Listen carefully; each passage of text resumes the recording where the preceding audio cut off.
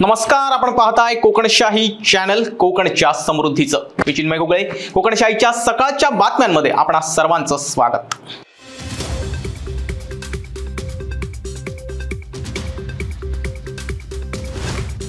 महाराष्ट्रासह इतर राज्यातील पर्यटकांच्या उपसंतीस उतरलेला सावडावचा धबधबा अखेर प्रवाहित झालाय. बुधवारी दिवसभर झालेल्या मुसळधार पावसानं हा धबधबा कोसळण्यास सुरुवात झाली आहे. त्यामुळे हळूहळू पर्यटक देखील येऊ लागलेत.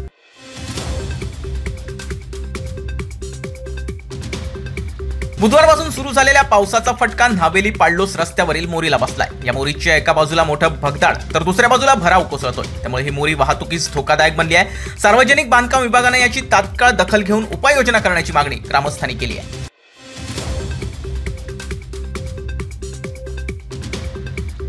मी मुख्यमंत्री म्हणून 5 वर्ष सरकार चालवलं असलं तरी मुख्यमंत्री एकनाथ शिंदेना मी वरिष्ठ म्हणून स्वीकारलंय.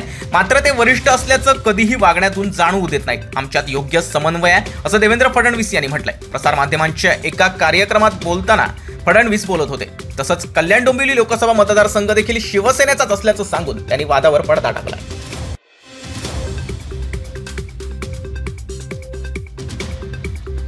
आंबोली येथील मुख्य धबधब्यावर काल सायंकाळी अचानक पाण्याच्या प्रवाहातून मोठे दगड कोसळले. त्यामुळे धबधब्यावर असलेल्या पर्यटकांची एकच पळापळ झाली. यात बेळगाव येथील एक पर्यटक किरकोळ जखमी झालाय. ही घटना घडली तेव्हा धबधब्यावर पर्यटकांची मोठी गर्दी होती. मात्र सुदैवानं कोणताही अनुचित प्रकार घडला नाही. ही बाब लक्षात आल्यानंतर आंबोली पोलीस ठाण्याचे हवालदार दीपक शिंदे यांनी तात्काळ सहकाऱ्यांसह त्या ठिकाणी धाव घेतली आणि हा दगड अंदाजे 1.5 फुटाचा असल्याचं शिंदे यांनी सांगितलंय.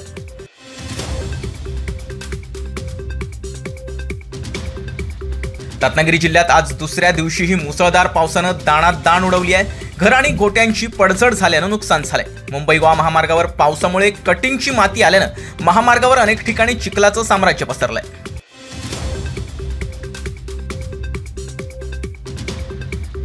वंदे भारत एक्सप्रेसमुळे कोकण रेल्वे मार्गावरील इतर गाड्यांचा प्रवास हा रखडपट्टी ठरणार असल्याची माहिती समोर आली आहे. वंदे भारतचा 8 तासांचा वेगवान प्रवास उरकण्यासाठी अन्य 5 गाड्या सायडिंगला ठेवणार आहेत.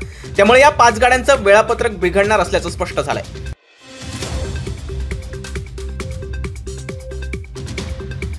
मुंबई गोवा महामार्गावरील अनधिकृत मिडल कट बंद करण्याची प्रक्रिया ठेकेदार कंपनीकडून सुरू झाली आहे. महामार्गावरील साराप ते कलमटपर्यंत असणारे अनधिकृत मिडल कट धोकादायक बनले आहेत. गुरुवारी कुडाळ तालुक्यातील पावशी गावात असणारे अनधिकृत मिडल कट बंद करण्याचं काम सुरू करण्यात आलं होतं.